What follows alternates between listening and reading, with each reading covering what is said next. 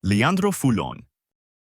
Si Leandro Fulon ay tinaguriang bayani at liberador ng Antique. Siya ay ipinanganak noong 13 Marso, 1874 sa Hamtic, Antique, pangatlong anak ni Don Justo Guerrero Fulon, isang kabesa de barangay at Justa Lerona Locsin. Natutuhan ng batang Leandro ang alpabeto sa tulong ng kaniyang mga magulang. Pinag-aral siya sa Ateneo Municipal sa Manila at lumipat sa Colegio de San Juan de Letran. Hindi siya nakatapos ng kolehiyo, pero nagsumikap siyang magtrabaho para makapag-aral muli. Pinakasalan niya sa edad na 22 si Petra Francisco, anak nina Evaristo Francisco at Margarita Dairo, isang prominenteng pamilya sa Binondo, Maynila. Sa himagsikang 1876, naging kasapi si Fulon sa Katipunan. Inatasan siya ni General Emilio Aguinaldo na mamuno sa isang pangkat patungong Panay.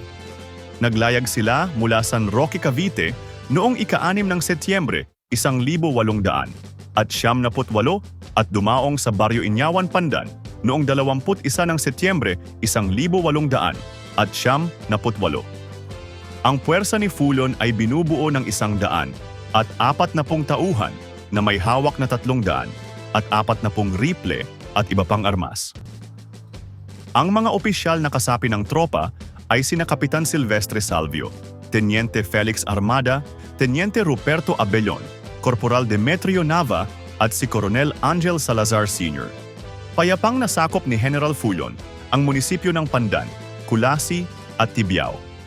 Ngunit hinarang sila sa Ipaho, bugasong ng mga Espanyol sa pamumuno ni Coronel Brandeis.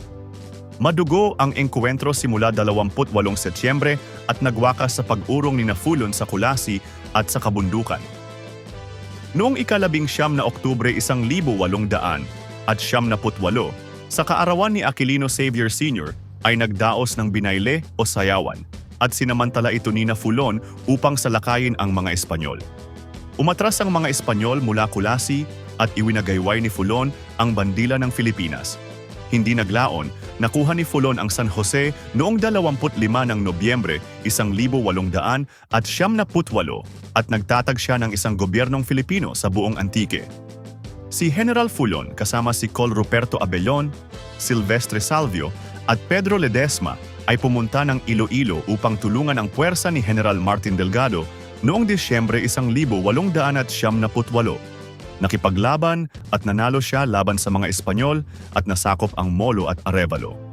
Si General Leandro Fulon ay sumuko sa mga Amerikano at nahirang na gobernador ng Antique noong ika-15 araw ng Abril taong 1901. Nagsilbi siyang gobernador hanggang namatay noong ika-16 na araw ng Oktubre taong 1904